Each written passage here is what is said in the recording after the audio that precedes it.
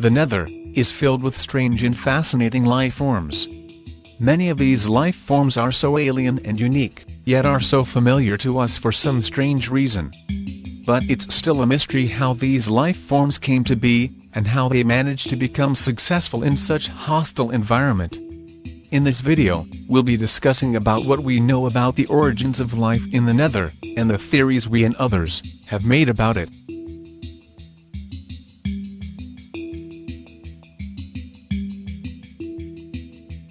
To answer this question, let's take a close look at the recorded and known life forms of the Nether. Many of them seem to resemble overworld beings in many noticeable ways. This includes magma cubes, which are comparable to slimes, piglins and hoglins, which resemble pigs, and the nether fungi trees, which are similar to giant mushrooms, both of which are fungi. This might suggest that much of the life in the Nether might have originated from the overworld, possibly through naturally occurring portals. It only takes materials which are naturally and commonly found in caves and volcanic zones of the overworld, and a spark of fire, for these portals to form, so this should be possible. Another evidence for how this could be possible is the overworld mushrooms that grow in the ground of the Nether.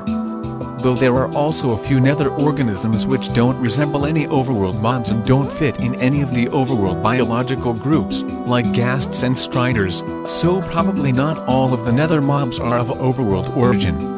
But how did they survive and become successful in such hostile environment? Let's take into account some factors exclusive to the Minecraft universe that would affect life in many different ways. It appears that heat conduction between entities and solid non-living objects don't work in the Minecraft universe, since you or any other mob can stand on a block located next to a lava pool without getting burned. You won't be able to do this in real life without getting your feet burned. Magma blocks also appear to have bright and animated linings on their texture. We assume that these are liquid or semi-liquid lava. Since it appears that heat transfer between entities and non-living liquefied objects works in the Minecraft universe, magma blocks would therefore still burn the life forms standing on them. It also appears that heat transfer between gaseous objects and entities do work in the Minecraft universe. This is evident in fire being able to damage the player and any non-fire resistant mobs. This difference in the way heat transfer works in the Minecraft universe would allow overworld colonizers to take over the Nether despite its ground temperature being hot enough to evaporate water.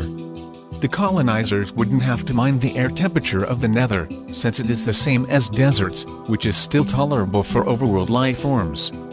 But how would they obtain liquefied water in such environment where liquefied water evaporates upon contact with the ground? It's possible that water is abundant in the Nether in its gaseous form.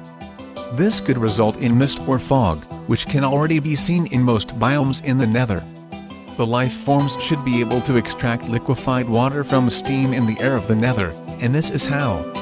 Since heat transfer by conduction between entities and solid non-living objects don't work in the Minecraft universe, this would result in organisms' bodies being cooler than the ground temperature of the Nether. This would then cause the gaseous water to condense around the organisms, and so allowing them to obtain liquefied water. This would provide moist conditions which would be ideal for the growth of fungi, which already grows in the Nether in large numbers and enormous sizes, which are in turn eaten by many different fungivore organisms, which are then eaten by predatory mobile organisms, whose dead bodies are consumed by fungi, and thus forming a functioning ecosystem in the Nether. But what could possibly have caused the overworld creatures to go to the Nether? It's possible that they got to the Nether by natural events, curiosity, got trapped, or were carried by a larger organism. Organisms that managed to survive in the Nether became more successful, and produced more offspring which were able to thrive well in the Nether. It's not surprising that these organisms of overworld origin evolved and became more and more alien and unique from overworld creatures, because the conditions in the Nether are different from that of the overworlds. But these organisms still retain some core traits from their overworld ancestors, traits that make them a bit familiar to us overworld creatures.